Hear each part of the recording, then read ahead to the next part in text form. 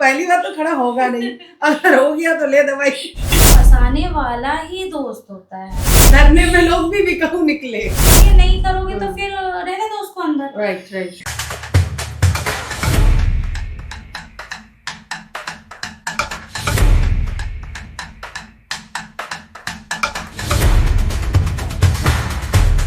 आगे पीछे कोई नहीं है, समझ में आता है। जो सिस्टम ने उठा के उनको जेल तक ले गए हैं, जेल में पहुंचा दिए हैं, उसके बाद उन्हें वो भूल जाते हैं। 10-10 साल से लोग पड़े हुए हैं। अच्छा, सिर्फ ये बताइए कि जैसे कि मान लो कोई इंसान अरेस्ट हुआ जी, उसे जेल ले जाए, जी, कोर्ट में प्रोड्यूस किया, जी। क्या जज को ये पता रहता है कि उसने वाकई वो क्राइम किया है या नहीं? जज को तो मेरे हिसाब से वो जो 100% न्याय के अधिकारी है, वो न्याय मतलब लॉर्ड ऑफ गॉड मानते हैं उन्हें, जी, जी, है जी, कि जी। न्याय का देवता का नाम दिया गया है। तो सही। क्या उन्हें पता रहता है कि उनके आरोपी ने ये आरोप किया है, इस केस में सच्चाई है या नहीं? ये काम किसका है? मतलब मेरे हिसाब से तो जो पुलिस बोलती है, जी। जज वही सुनते हैं, वही देखते हैं, वही सुनते हैं, वही देखते हैं। लाइव जिंदगी में क्या हो रहा है उस अक्यूज के साथ, ये तो मुझे नहीं लगता कि उनको पता हो। नहीं पता होगा, सच में नहीं पता होता है। जो मेन कड़ी है ना दोस्तों, ये हमारी जो अपराधी है और जो उन्हें अरेस्ट करते हैं, यही दो लोगों के बीच में जंग चल रही होती है। और उसमें अपराधी जो है ना, वो निर्दोष भी होके भी ना सजा काटता है, उस तकलीफ उठाता है। उस जगह पे अगर जो अरेस्ट किया है ना, अगर सच में अपराधी गलत नहीं है, जिसको आरोपी कहते हैं, वो गलत नहीं है, तो वो पुलिस वाले को वहां पे बंद करके देखिए ना, वो पुलिस वाला अगर किसी को पकड़ेगा ना, तो सबसे पहले यही सोचेगा कि अगर ये गलत नहीं है ना, तो मैं इसे जेल तक नहीं पहुंचाऊंगा। वो वहीं पे छोड़ देगा, क्योंकि इन्हें पता नहीं, सच में इन्हें पता नहीं होता है कि अंदर की लाइफ क्या है। जो बाहर की पुलिस है और जो अंदर की है, वो तो फिर पैसे की डिमांड कर रही है, वो तो बाहर चीजों को बता नहीं रही है। चारों तरफ से सिस्टम करप्ट है, जी, हर जगह पैसे का और लेन देन है। सही में अगर देखा जाए तो दोनों तरफ के लोगों को पता होता है कि कौन सही है कौन गलत है। हकीकत में अगर कोई खड़ा रहता है कटघरे में, तो खुद वो जज होता है। जिसको नहीं पता होता कि कौन सही है और कौन गलत है, किसका साथ देना चाहिए किसका नहीं देना चाहिए, वो कंफ्यूजन में रहता है। मेरे एक गलती की वजह से किसी बेगुनाह के साथ कोई गलत ना हो जाए, ना इसके साथ ना इसके साथ। सही बात बोला आपने। लेकिन बात ये भी है कि इतने सारे केस पड़े हुए हैं ना इंडिया में, इतने सारे केस पेंडिंग में पड़े हैं। अगर आप आज हाई कोर्ट में, पहली बात तो हाई कोर्ट जाने की नौबत ना आए किसी को, अगर आ जाती है, अगर आज आपने बेल एप्लीकेशन डाला है, तो वो आपका नंबर आएगा 8 महीने बाद। 8 महीने बाद जब आपका नंबर आएगा, उस 8 महीने में अगर कमजोर दिल का आदमी होगा तो वो मर जाएगा जेल में। मैंने सुना है कि वहाँ पे लोग बहुत बीमार भी हो जाते हैं और उन्हें मेडिसिन तो दी जाती हैं, नो डाउट, बट उसके लिए भी बहुत स्ट्रगल करना पड़ता होगा कि हॉस्पिटल जाना है, तो उसका क्या प्रोसीजर होता है? वही प्रोसीजर है मनी भाई। जे लगाने का भी, जे सॉरी दोस्तों, जे हॉस्पिटल बहुत ज़्यादा फेमस है। मैं यहाँ नाम लेना पड़ रहा है मुझे, I am so sorry. J hospital मेरे लिए ऑफर आया था, मेरे हस्बैंड ने जेंट्स जेल से ऑफर भेजा था कि मेरी वाइफ को जे भेजो, तो मैं गई वहाँ पे। मुझे थोड़ा इंटरनल प्रॉब्लम है, तो इसकी वजह से है ना, डॉक्टर आते थे, मैं उनसे पूछती थी कि क्या हुआ। अच्छा, आपके हस्बैंड का नाम ये है, वो वहाँ पे है? मैंने हाँ सर बताइए क्या हुआ क्या नहीं, आपका जे है? तो वहाँ से मेरे हस्बैंड ने बताया कि भाई 15,000 रुपये लगेंगे जे भेजने का। मैंने बोला मुझे जे हॉस्पिटल ही नहीं जाना है, मुझे जे नहीं जाना है। 5 रुपए का 10 रुपए का पर्चा बनता है दोस्तों, बाहर निकल के चले जाएंगे अगर जे घूमना होएगा तो। मैं 15,000 जे जाने का नहीं दूँ। दोस्तों सोचो सिस्टम कितना करप्ट है। वहाँ इंसान मर रहा है, रो रहा है, तड़प रहा है, उसको भी नोचा जा रहा है कि जे जाने के पैसे दो, सिविल हॉस्पिटल जाने के पैसे दो। अगर सच में किसी को बहुत सीरियस प्रॉब्लम हो, अगर वो कह दिया कि मुझे जे जाना है, आप दोस्तों बताओ, वो तो ऐसे ही परेशान है, ऊपर से उससे 15,000 रुपया और मांगा जाएगा। हाँ, और अगर पैसे नहीं है सामने वाले बंदे के पास, तो हाँ, गार्ड नहीं आए आज, गार्ड नहीं लग रहे हैं, आपको वेट करना होगा, चाहे वो भले कितना भी बीमार क्यों रहा, जब तक पानी यहाँ से यहाँ ना आ जाए, जब तक वो इंसान गिर ना जाए, उसको लेके नहीं जाएंगे, ये बात सही है। हाँ? तो जब जब उस आदमी को लेके नहीं जाओगे, बाई चांस अगर वो बच गया, ठीक रहा, तो आगे चल के वो क्या बनेगा? क्रिमिनल ही बनेगा ऑब्वियसली। तो ये है दोस्तों, ये चल रहा है, ये हम कोई बना नहीं रहे कहानी, और ना हमारे दिल से हम पे गुजरी है तभी हम बोल रही हैं, राइट? जी, हम आप लोग के सामने आज बैठे हैं ना, हम ऊपर वाले से कितना शुक्रगुजार हैं कि हम सही सलामत आ गए। फिर भी वजन तो 8-10 किलो कम हो ही गया है। और इन्होंने कितना झेला है, ये कितना रोती थी। हाँ, ये हमारे भाभी जी हैं दोस्तों, ये बहुत रोते थे, बहुत रोते थे। हम लोग बोलते थे टेंशन मत लो, हो जाएगा, सब हो जाएगा, रो मत भाभी जी को। आपको पता है, आप तो वहाँ बैठ गए, वो कितना परेशान थी आपके लिए। उसके लिए मैं उनसे आके भी माफी मांगा था और अभी माफी मांग रहा हूँ। जो झेला है, जो किया है, मुझे नहीं लगता कोई नॉर्मल औरत होती तो इतना कुछ कर पाती, क्योंकि उनका वाला काम भी मुझे ही बाहर करना था। मेरे पीछे कोई सपोर्ट नहीं था। हमारे पापा जी, मतलब मेरे फादर इन लॉ, उनको उतना, वो गांव से हैं, ब्लिस से बिलोंग करते हैं, तो उनको बाहर का उतना कुछ नहीं पता। और बम्बई तो वो फर्स्ट टाइम आए थे, वो भी जब हमारे ऊपर ऐसा प्रॉब्लम आ गया और मैं किसी को बुला नहीं सकती थी, कुछ कर नहीं सकती थी। मैंने पापा को कॉल किया, पापा जी ऐसा ऐसा हमारे साथ हो गया है। फर्स्ट ऑफ ऑल तो उनको कुछ समझ ही नहीं आया। मैं बताने से उनको इतना डर रही थी कि कहीं उनको अटैक ना आ जाए, कोई सदमा ना लग जाए। मैं उनको बताऊं कि ना बताऊं, 1 हफ्ते तक मेरी खुद के साथ जंग चलती रही कि मैं उनको बताऊं कि नहीं बताऊं, बताऊं कि नहीं बताऊं। फिर मैंने कहा कि बेटा रेशमी, अगर आप नहीं बताते हो तो यहाँ आप मर जाओगे अकेले।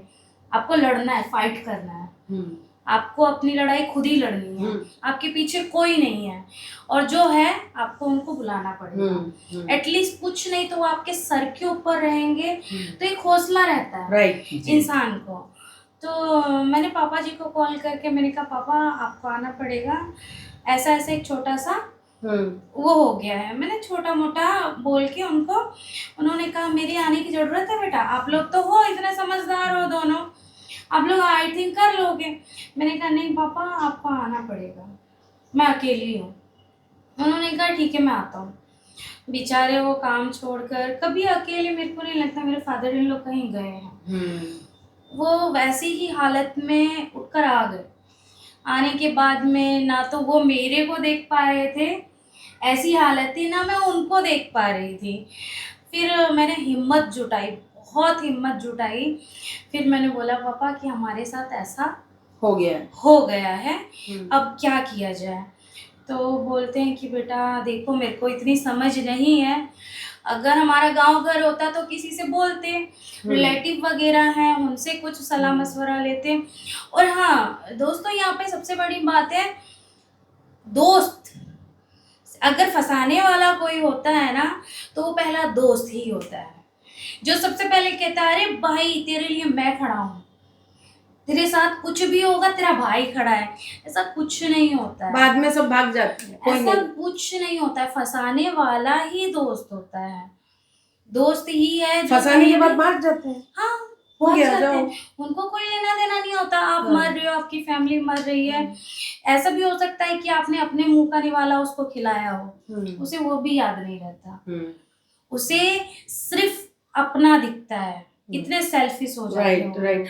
आप ये वाली बात मानते हो कि मतलब जब एक आदमी कोई भी जी अगर वो जेल चला जाए, है ना, कानून की गिरफ्त में आ जाए, तो वो तो मरता ही है, उसके साथ साथ में जो उसकी फैमिली है उनकी भी लाइफ, जिंदगी झंड हो जाती है, जीते जी। आप इस बात को मानते हैं? जी मैं बिल्कुल मतलब आप समझ लो दोस्तों कि एक आदमी नहीं मरता है, उस एक के पीछे वो अगर 10 है तो वो भी मरना है उनको। मेरे साथ ऐसा हो गया था। मैं मोस्टली जब ये गए, पापा को बुलाया, फाइनेंशियली हम लोगों की हालत बहुत ख़राब थी उस टाइम पर। वैसे भी हम लोग थोड़ा सा स्ट्रगल कर ही रहे थे फाइनेंशियली, और उसी बीच इनके साथ ये सब हो गया। तो डिमांड आ रही थी। पहले नंबर तो मैं वकील वगैरह के चक्कर में कभी पड़ी ही नहीं, पता ही नहीं करना क्या है, किससे बात करनी है, क्या करनी है, नहीं करनी है। तो मेरे को आयु ने बुलाया, सॉरी उनका नाम नहीं ले सकते, उन्होंने बुलाया कि अगर आपका कोई नहीं है तो हम आपको करके देते हैं जो आपकी हेल्प करेगा, आपसे जुड़ा रहेगा और जितना आपका अफोर्ड कर सकते हो उतने में वो करेगा। मैंने कहा ओके सर। तो मैं जब उससे मिली, हमारी वकील से जब मैं मिली, तो मेरे को लगा ही नहीं कि वो वकील है। ऐसे लोग भी घूमते हैं कोर्ट में, मुझे नहीं लगा कि वो वकील है। फिर मेरे को बोलती है मैं आपको 1 हफ्ते में आपके आदमी को निकाल के देती हूँ। हाँ, मुझे ये कहा फिर गया। आपको शुक्र मनाओ कि आपको 1 हफ्ते बोले, किसी किसी को तो बेटे तुम कल छूट जाओ, मुझे ऐसे करके बोलती है मैं 1 हफ्ते में कल छूट जाओगी, कल छूट जाओगे। हाँ, कल छूट हाँ, उसके बाद आप 1 साल भी रहो तो कोई वो मतलब आश्चर्य मत करना। मुझे ऐसा बोला गया कि 1 हफ्ते में छूट जाएंगे, मैं फूले नहीं समाऊं। मैंने कहा चलो 1 हफ्ते की तो बात है। मेरे को बोलती है पेमेंट करो ना। मेरे को कागज वगैरह है, पेपर वर्क वगैरह होगा, मुझे कुछ पता ही नहीं था। मुझसे बोली कि पेमेंट करो ना। मेरे पास कुछ नहीं था, मेरे कान में इयररिंग थे। उस टाइम पर मुझे कुछ समझ में नहीं आया कि मैं क्या करूं, तो मैं उनको दुकान पर रखने चली गई। तो जो मेरे कान में, तो उस टाइम पे ना मौके पे चौका मारते हैं ना, जैसे राइट, सुनार भी बोलते हैं इसमें इतना ही आएगा। उसने मेरे को बोला 6 से 7 हजार रुपये आपको इसका मिलेगा, और अगर आप 1-1.5 महीने में नहीं छुड़ा पाए तो मैडम ये आपका गया। मैंने कहा भैया जो मिलेगा तू वो तो दे पहले, राइट, अभी मेरे को नीड है, जो मिलेगा आप वो दो मुझे। मैंने वहां से लिया। उसने मुंह कितना खोला, 15,000, 15,000। तो मैंने कहा मैडम मेरे पास अभी है नहीं। बोलती है नहीं करोगे तो फिर रहने दो उसको अंदर। राइट। इमोशनली ब्लैकमेल, ये तो चलता है, इमोशनली ब्लैकमेल। ये नहीं होगा फिर तो गंदा है। मेरे पापा भी हैं, थोड़ा मिडिल क्लास फैमिली का जो होता है, मैंने उनसे मदद मांगी, और कुछ मेरे ससुराल के तरफ से भी मेरी ननद वगैरह हैं, उन लोगों ने भी काफ़ी हेल्प की मेरी। जितना जिससे जो बना उन लोगों ने उतना किया, मुझे दिया। देने के बाद में मैंने उस बंदी को दे दिए। देने के बाद में उसने मेरे को कागज के नाम पर एक FIR कॉपी और एक वो रिमांड वाला जो होता है, कॉपी होती है, वो उसने मुझे पकड़ाया। मैं उसको लेके खुश होने लगी, क्योंकि मुझे कुछ पता ही नहीं था क्या मेरा आदमी बाहर आ रहा है। हाँ, मुझे ऐसा लगा, सीरियसली मुझे लगा कि उनको निकलने के लिए शायद इसने मेरे को कोई कागज पकड़ा है।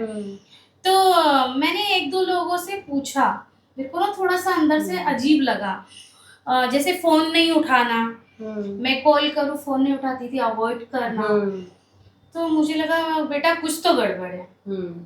1 हफ्ते बाद पहुंची, अरे 20 दिन लगेगा। 1 हफ्ते बाद जाने के बाद, और पैसे लेने के बाद बोलती है बंदी 20 दिन लगेगा। तो मैंने कहा मैडम आपने बोला इतने दिन में छुड़ा दूंगी, अभी आप 20 दिन बोल रहे हो, ऐसे कैसे चलेगा। तो बोलती है कि टाइम लगता है रे। उसने मेरे को क्या कहानी सुनाई, उसने कहा कि एक जंगल में एक भैंस दौड़ रही थी, दौड़ते दौड़ते तो उसको रास्ते में एक चूहा मिला। तो चूहे ने पूछा कि बहन आप क्यों दौड़ रही हो। तो भैंस ने कहा कि पुलिस वाले शेर को पकड़ने आए हैं, इसलिए मैं दौड़ रही हूँ। तो चूहे ने कहा कि शेर को पकड़ने आए, आप क्यों दौड़ रही हो। तो बोलती है अरे भाई मेरी आधी जिंदगी गुजर जाएगी ये साबित करने में कि मैं भैंस हूँ, शेर नहीं हूँ, मैं इसलिए दौड़ रही हूँ। जब उसने मेरे को ये कहानी सुनाई, तो कहते ना समझदार के लिए इतना समझाओ तो इतना समझ जाता है। हाँ, राइट। तो मैंने कहा भाई लोचा है, कुछ तो पंगा है। तो मैंने कहा मेरे को करेक्ट टाइमिंग बताओ कि भाई इतने इतने दिन में आपका निकल जाएगा, हो जाएगा। मेरे को बहलाओ नहीं, मेरे को बहलाने वाला काम नहीं चाहिए। मैं वैसे भी रो रही हूँ, 10 दिन रो वो भी रोना होता है, और 1 महीना रो वो भी रोना ही होता है। तो उस बंदी ने मुझे नहीं क्लियर किया। 20 दिन बाद वो मेरे को कॉल करके बोलती है रेशमी जी 20,000 रुपये डाल दीजिए। अरे बाप, हाँ दोस्तों ये सब होता है, पैसे पे पैसा आपसे मांगा जाएगा। 20,000 रुपये डाल दीजिए। मैंने सामने वाली पार्टी से बात कर ली है, इस तरीके से मैंने सामने वाली पार्टी से बात कर ली है, और सर को देना है। इस टाइप का कुछ बोली। आप देख रहे हैं ना उन्होंने कि कितना झेला है। सर को देना है, तो मैं पहले ही दे चुकी थी, इधर उधर से मांग के जो मेरे को करना था मैं कर चुकी थी।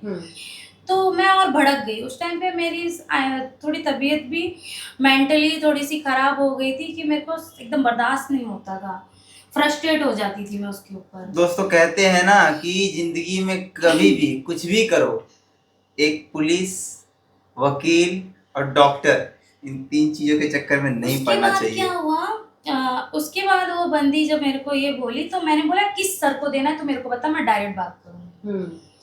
तो बोलती है अरे तू मेरे को देना। मैंने कहा मेरे पास झाड़ नहीं लगा है, मतलब पैसों का पेड़ नहीं लगा है जो मैं झाड़ू और निकालूं और तुझको दूं। अगर मेरा बंदा नहीं है, कुछ किया उसने, निर्दोष है, तो आप किस लिए हमारी जान निकाल रहे हो, किस लिए आप हमसे ऐसे कर रहे हो बिहेव।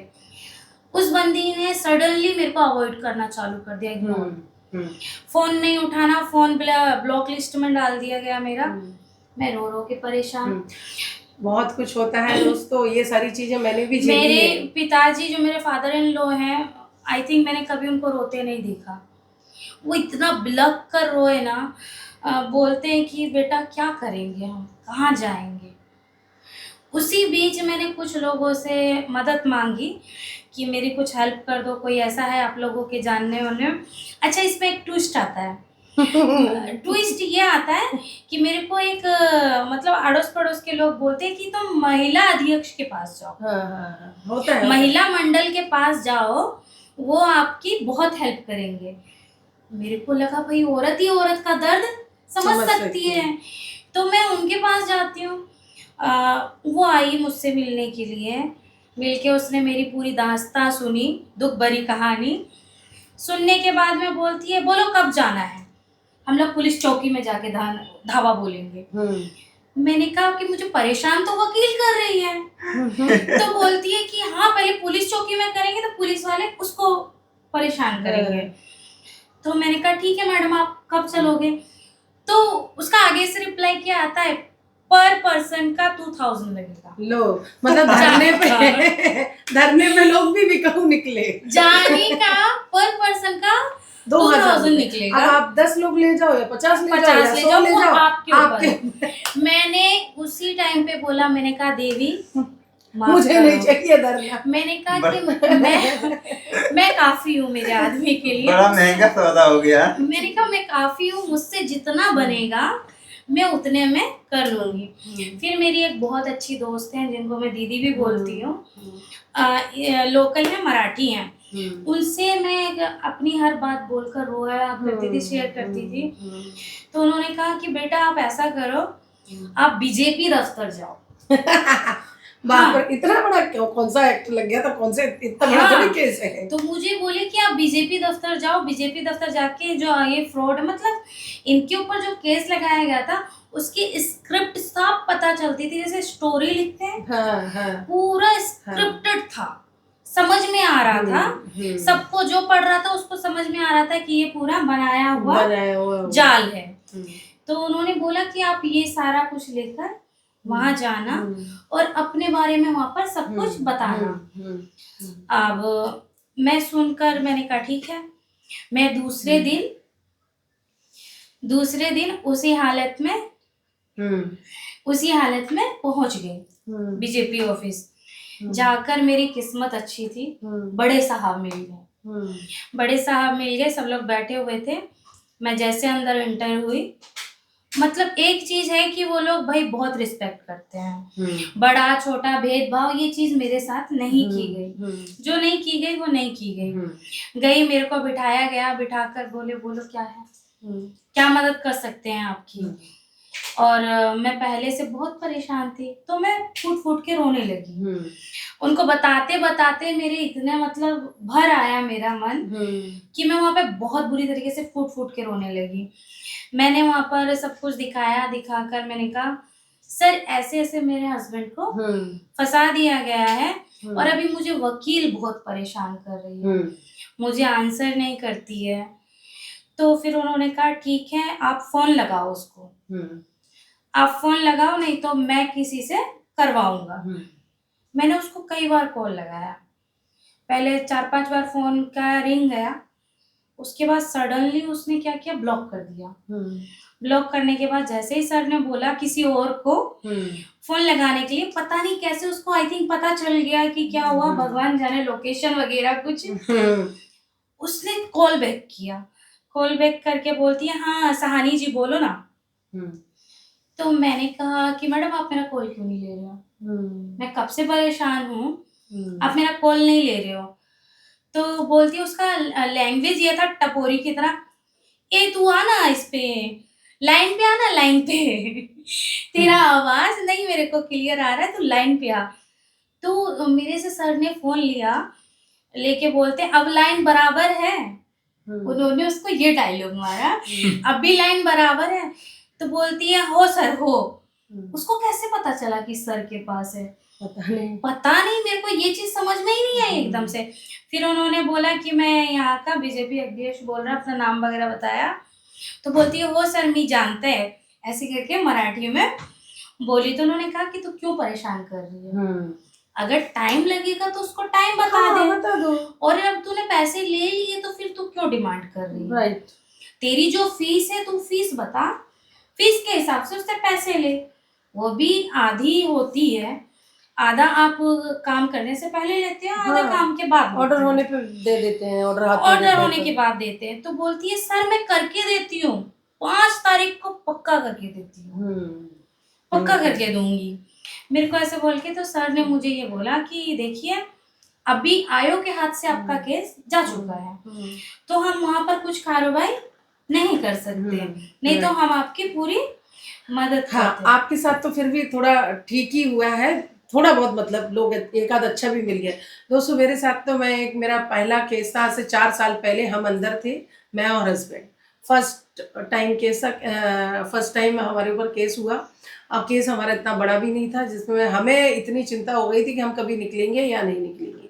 ये भी ऐसा होता है ना, जब फर्स्ट टाइम केस होता है तो इंसान डर जाता है। फिर मन में ऐसा भी था, यार रेप किया नहीं है, किसी का शूट आउट किया नहीं है, किसी का कुछ किया नहीं है, तो निकलेंगे, है ना। तो हम अंदर, ठीक है, हमारी वकील ने चुतिया बना बना के है ना, हमारी गाड़ी ले ली। हाँ, उसका नाम है पूर्वी शाह। दोस्तों जिंदगी में अगर ये लॉयर है पूर्वी शाह करके, तो उसे जिंदगी में मत करना, she is a totally fraud, cheater. और उसके रिव्यू आप देखिए गूगल में जाके, आपको पता चलेगा। गलती से भी प्लीज़ मैं ये मैसेज देना चाहूँगी कि आप कभी भी उसे हायर ना करें। उसे हमारी गाड़ी, हमारे उधर से पैसे कम से कम 8-10 लाख रुपए लेके भी हमें उसने नहीं निकाला, हमें निकाला किसी और ने, दूसरे वकील। तो ये दोस्तों होता है, ये मेरा पर्सनली एक्सपीरियंस हुआ है मेरे साथ, तो इनके साथ भी हुआ है, होता है। ये लोग टोटली फ्रॉड हैं, चीटर हैं, बहुत बहुत बेरहम है दुनिया। लोग ना, जब यस आप सही बोल रहे हो, जब हम ऐसी सिचुएशन में पड़ते हैं ना, तो कहते हैं ना, बलि का बकरा मिल गया है, इसे जितना हलाल कर सकते हो कर लो, और वही करते हैं लोग, वही करते हैं।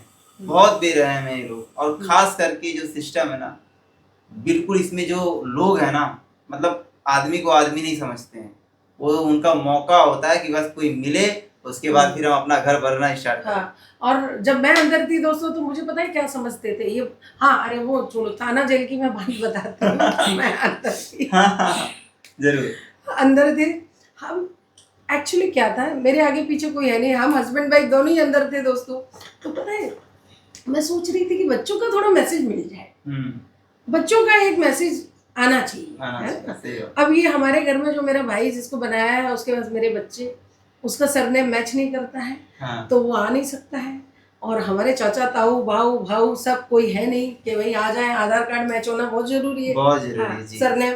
हाँ, तो हम बड़ी टेंशन में थी। तो एक संस्था वाली आई अंदर, तो हमने बोला कि मैडम हमें बच्चों का मैसेज देना है।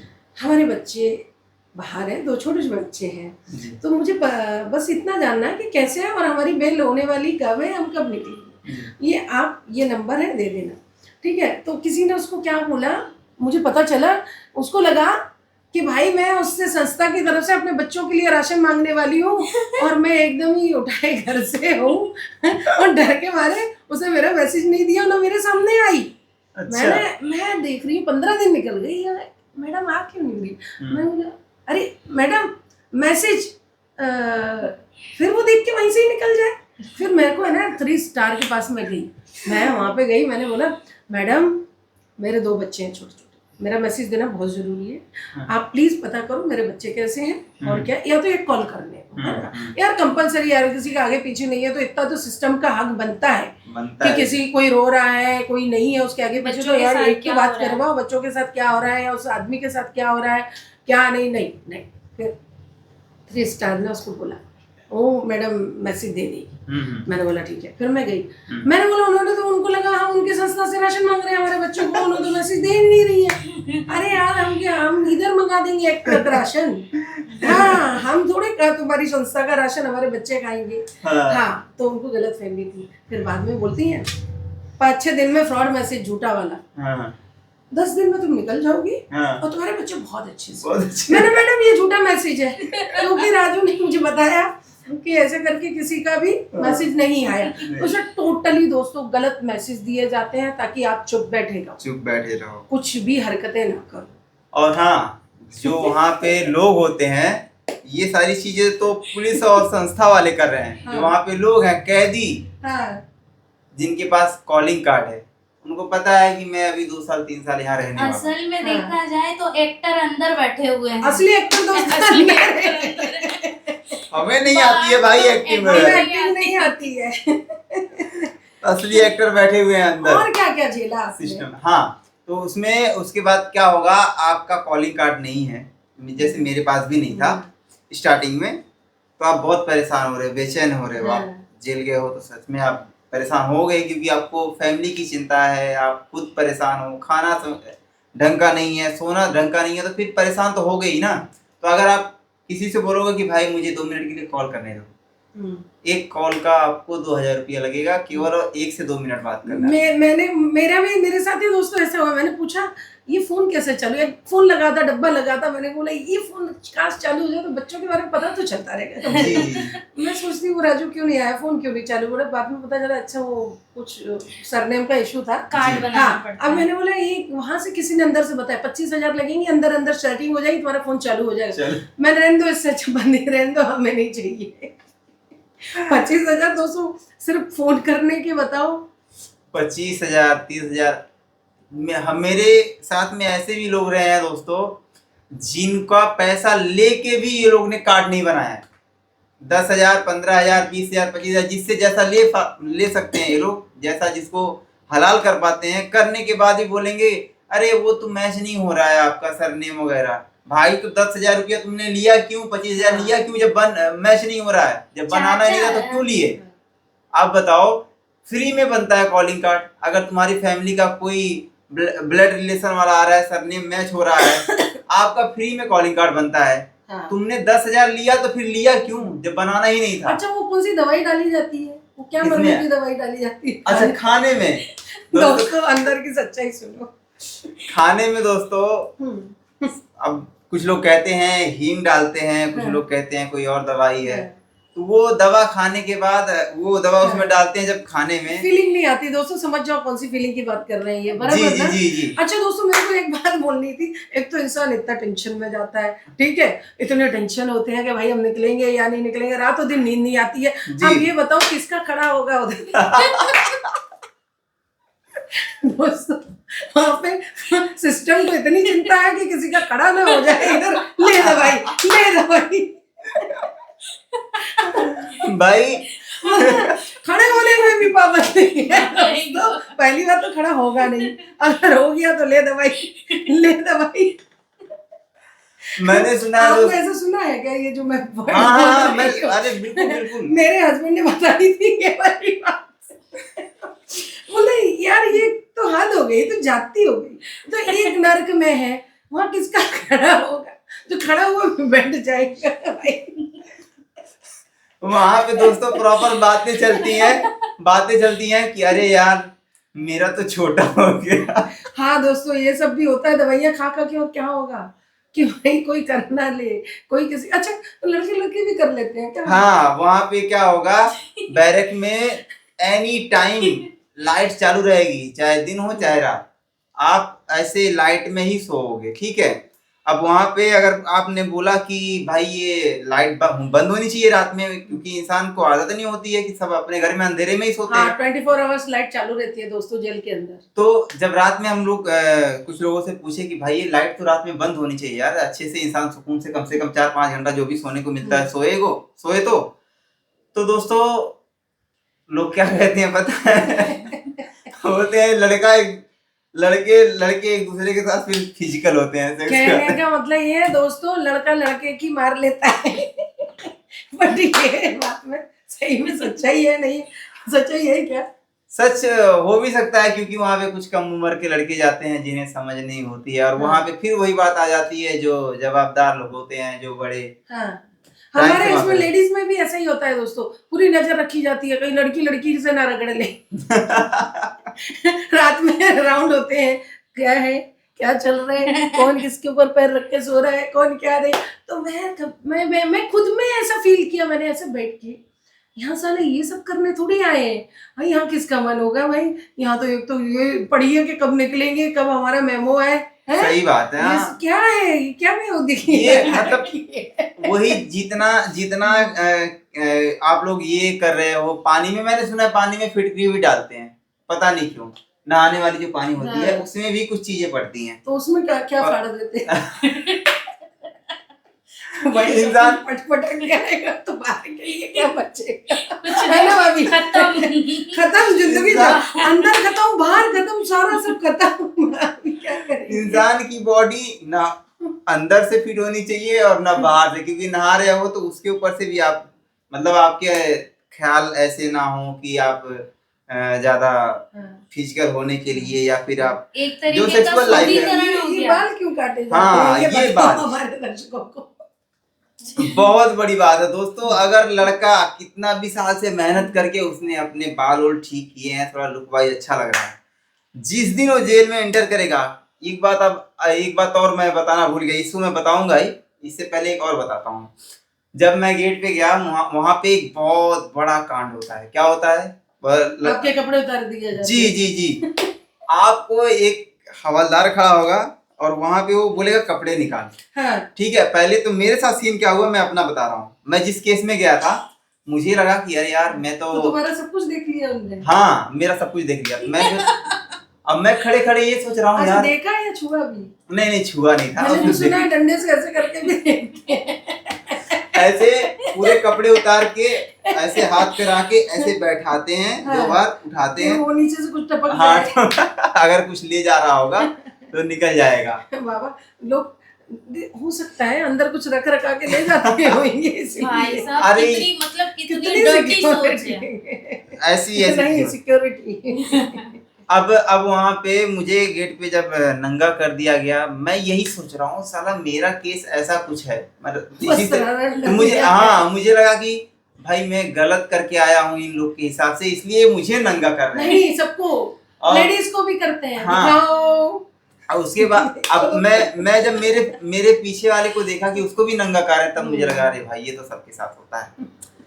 तो उसके बाद क्या होगा, जब आपको वहां पे लेके जाया जाएगा, जो बेशरम नहीं होगा वो बन जाएगा। जाहिर सी बात है। ये बाल क्यों काटते हैं? हाँ वही बताने जा रहा था मैं।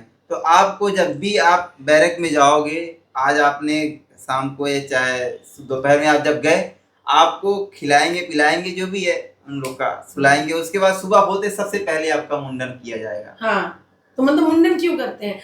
मैंने यहाँ सोचा कि कहीं बाल पकड़ के कोई झगड़ा वगड़ा ना हो जाए, इसलिए तो नहीं करते। मुझे भी नहीं समझ में आया। सही बोले तो वहाँ पे ऐसे भी लोग हैं जिनके बाल इतने बड़े बड़े हैं। हम लेडीजों के तो नहीं काटते। हाँ, लेडीजों के नहीं काटते हैं। तो ये आदमियों को मतलब ये एक तरह से उनको वो किया जाता है कि भाई तुम अच्छे ना लगो। हमारे लेडीज का तो एक चीज करते हैं दोस्तों, पता है, ना उम्र देखेंगे ना कुछ, ले प्रेगनेंसी टेस्ट। और किसी का ऑपरेशन भी हो गया, नहीं हमको तो चेक करना है प्रेगनेंसी। अब वो बताओ बंदी का ऑपरेशन हो गया, वो कहाँ से प्रेग्नेंट? ये मुझे भी समझ में नहीं है। कमाल है पहले तो ये लोग टॉर्चर करते हैं। हाँ ये टॉर्चर पना है सीरियसली। अरे जिसकी दुकान बंद है वो कहाँ से बच्चे पैदा करेगी? कहाँ से बच्चे पैदा करेगी बताओ? सही बात है भाभी, कहाँ से बच्चे पैदा होंगे? हाँ शानी जी, कहाँ से बच्चे पैदा होंगे जिसकी दुकान बंद है, जिसकी उम्र अरे 50 से ऊपर है, 60 से ऊपर है, ले प्रेगनेंसी टेस्ट करो। दिखाओ, लाओ उसमें सुसु भर के लेके आओ, जाओ करो। मैं समझ ही नहीं पाई क्या ये हो पता है। जेल की दीवारों में टक्कर खा खा के प्रेग्नेंट हो क्या जाए। पता। और आपके साथ क्या क्या हुआ? मेरे साथ बस यही सारी चीजें हुई। उसके बाद फिर मेरे जो कुछ यार दोस्त बने, उसमें कुछ लोग तो ऐसे थे कि सच में निर्दोष थे बेचारे। जैसे मैं भी निर्दोष ही था, लेकिन क्या है ना, वहाँ पे आप कितने भी अच्छे हो, मतलब नहीं है उन्हें। राइट। आपको बस वो केवल एक ही नजर से देखते हैं, आप क्रिमिनल हो। आप अभी आपको सजा नहीं हुई है, फिर भी आपको इतना सजा दिया जा रहा है ना कि आप बर्दाश्त सजा नहीं से भी बदतर है। बदतर है, आप उसे सह नहीं पाओगे। तो सही बात तो ये है कि सच में हमारा जो सिस्टम करप्ट है। सिस्टम करप्ट है। लोग उस चीज को के ऊपर अगर आवाज कोई कोई उठाते भी हैं तो उनकी आवाज को दबा दी जाती है। और बहुत सारे ऐसे राज हैं जो अभी तक पर्दा उठा नहीं है, अगले उसमें फिर उठेगा। अगले उसको बहुत सारी चीजें बची हुई हैं दोस्तों, जो अब तक रिंकू जी ने हमने बताई ही नहीं है। बताई नहीं है, तो अगले पार्ट में हम लोग बताएंगे। हाँ। ठीक है, आप रिंकू जी ये बताइए, हमारे दर्शकों को कोई मैसेज देना चाहते हैं, आप फटाफट दीजिए। जी बहुत अच्छा लगा मैडम के साथ में पॉडकास्ट करके। पहली बार पहला एपिसोड है मेरा, ये पहला पॉडकास्ट है जहाँ पे मैं बैठा हूँ और मैडम के साथ बैठा। सच में बहुत ही अच्छा लगा। ऐसा लग ही नहीं रहा था कि मैं पॉडकास्ट में बैठा हूँ, ऐसा कि मैं किसी फैमिली मेंबर के साथ में बैठ के हम लोग जो अपनी जर्नी है शेयर कर रहे हैं, बात हो रही है। तो दोस्तों आप लोग को बहुत बहुत बधाई कि आप लोग को ऐसी होस्ट मिली है। तो प्लीज आप लोग जैसे प्यार दुलार देते हो ना, देते रहो और ऐसे सपोर्ट करते रहो और हमारे ऊपर भी कृपा बनाए रखिएगा। बहुत बहुत शुक्रिया। रश्मि जी आप प्लीज बताइए ना, रश्मि जी कुछ हमारे दर्शकों को बोल दीजिए, आपकी हंसी बहुत प्यारी है। मैं यही कहना चाहूँगी कि जहाँ से ज्ञान मिलता है वहाँ से ज्ञान बटोर लेना चाहिए। तो यहाँ से भी आपको ज्ञान ही मिल रहा है जो घर में बैठ के कभी नहीं मिल सकता। तो ये लोग अपना एक्सपीरियंस शेयर कर रहे हैं। आई होप आपके लिए, भगवान ना करे कभी ऐसा हो, बट आगे हो सकता है आपकी फैमिली मेम्बर में कोई ऐसा हो जाए। आप लोगों को ये बातें पता होनी चाहिए, हमारे तरह आप लोग गुमराह ना हो। हम तो हो गए हैं क्योंकि हमारे पास नहीं था कोई, बट आपके लिए ये बैठे हैं, ये बता रहे हैं, तो आप लोग ज्ञान लीजिए और कुछ नहीं। धन्यवाद बहुत बहुत हम लोग को सुनने के लिए।